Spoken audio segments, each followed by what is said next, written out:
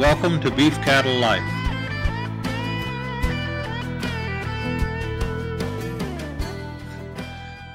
The overview information on beef cattle lifespan in this country and the purpose for this presentation is to give you an overall view of the life of an average beef animal in this country.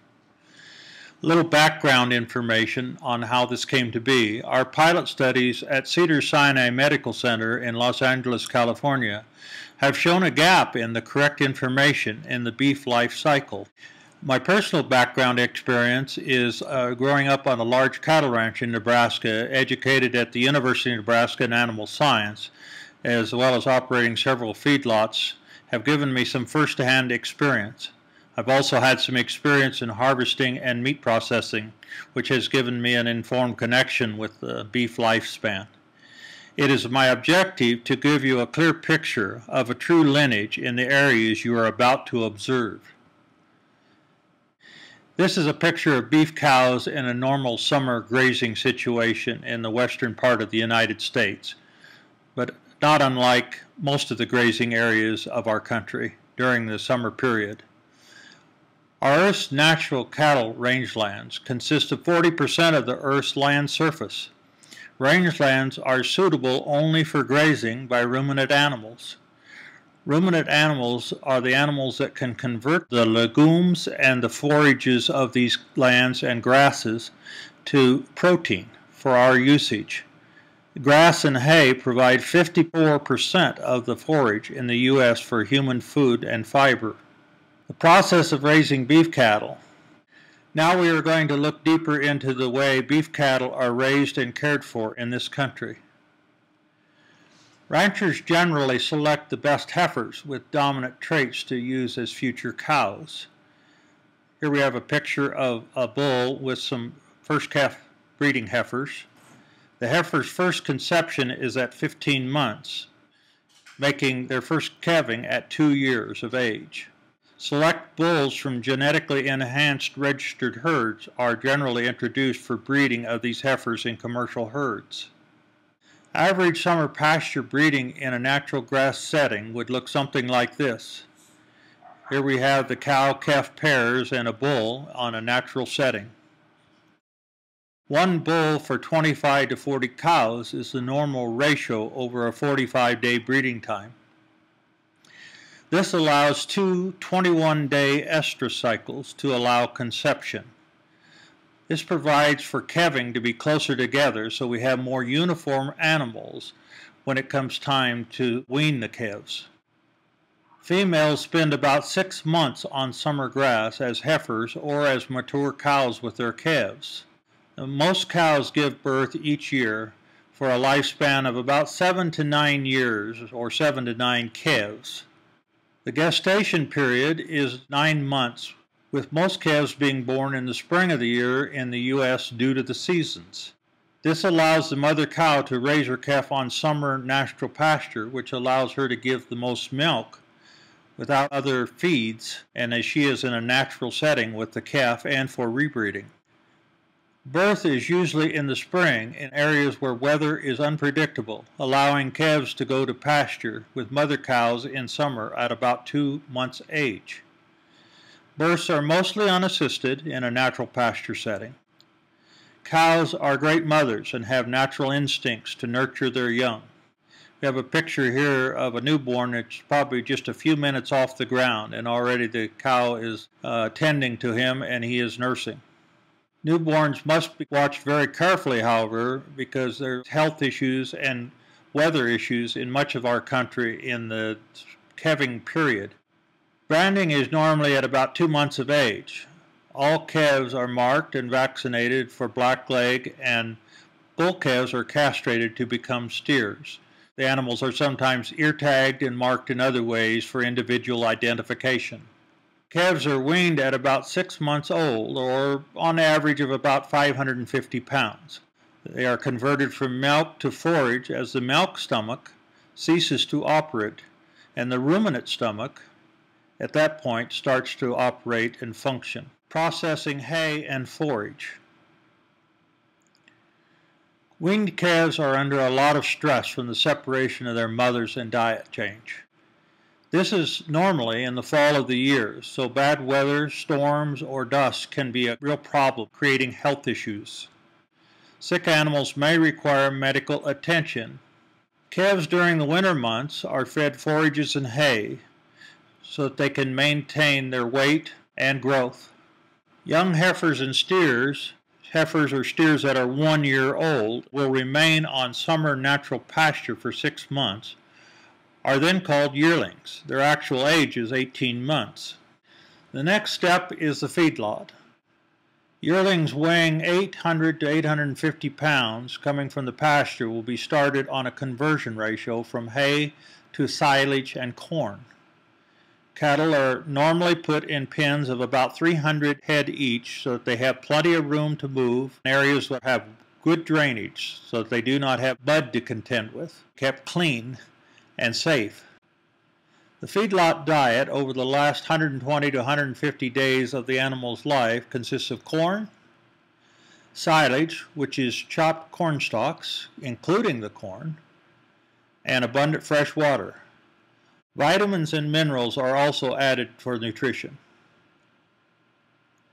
Steroid usage. Steroids are implanted under the skin of the animal ear for growth. Active ingredients of hormones are either estrogens or androgens. Their two ingredients can be natural or synthetic, and in the case of estrogens, they can also be plant-based. Implants work by changing what happens to the nutrients that cattle eat. Implanted cattle are leaner. Muscle is more efficient for an animal to produce compared to fat. Estrogenic activity of common foods. Here in nanograms per 500 grams is several issues of food and estrogenic activity compared.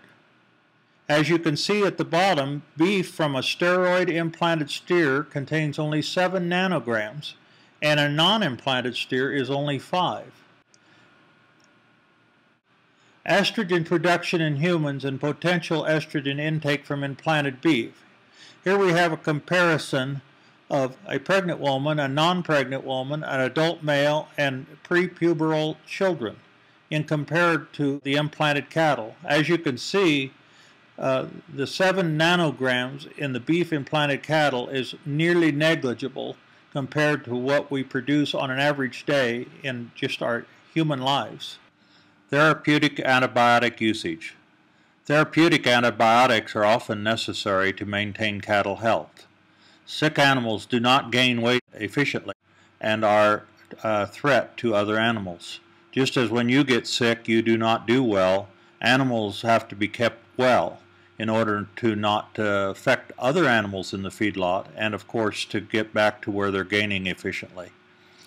Only about 10.4% of feedlot animals are treated with antibiotics. Animals are checked daily and removed to hospital pens for treatment so they are separated from the rest of the herd. Subtherapeutic antibiotic usage as a feed additive. Now this is an entirely different category, but it is highly confused with the other antibiotic usage. These are growth antibiotics, and they are not the same as the ones in treating animal health. Subtherapeutic antibiotics improve weight gain and efficiency. About 83% of the U.S. feedlots use subtherapeutic antibiotics. They are for increased efficiency and increased gain, and they are also completely metabolized in the digestive tract. The Food Safety Inspection Service of the USDA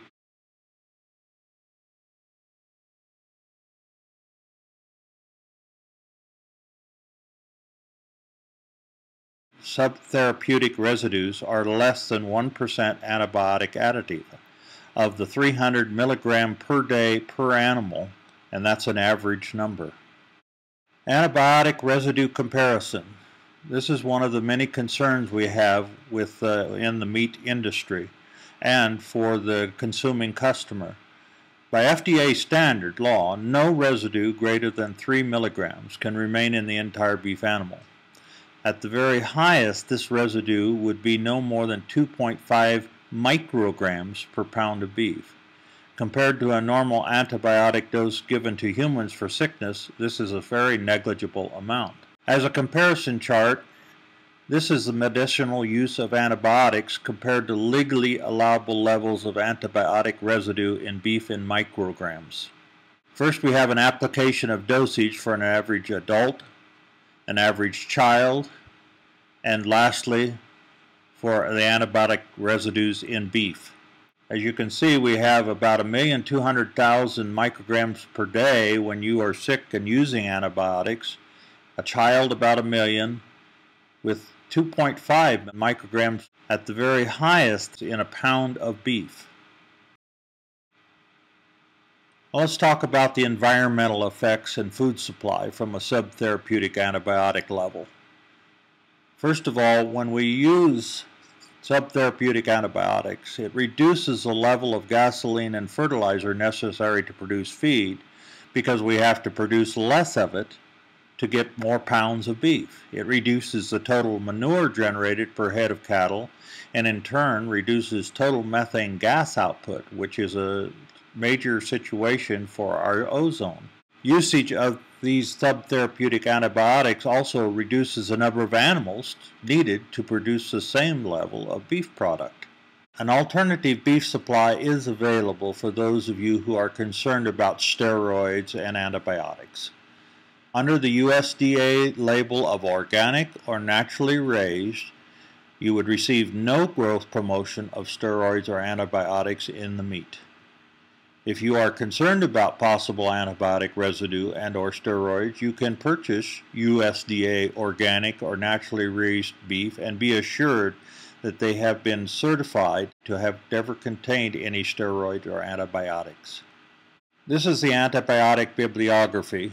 The regulatory bodies have affirmed usage, including Codex Alimentarius Commission, which was created by the World Health Organization. We also have the National Antibiotic Resistance Monitoring System under the FDA, the Center of Disease Control and Prevention, as well as the United States Department of Agriculture. All of these bodies have concurred with the information I have given on the preceding slides.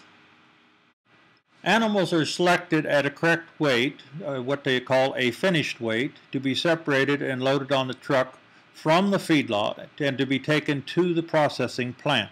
Each live animal is FDA inspected upon arrival to make sure they're wholesome and well.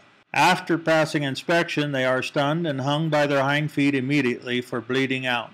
The head is removed, the hide is stripped, and the entrails removed. Then the carcass goes into cold storage for 14 to 21 days of aging. USDA inspections occur at all stages of this process. USDA inspector here in this picture to the right is checking beef halves for correct standards before cold storage. He would then mark the animals on the outside of each carcass to give it his final inspection. This process ensures that consumers will receive high-quality beef. After halves come out of the cold storage and the aging process, meat cutters cut up the beef to get ready for consumer packaging.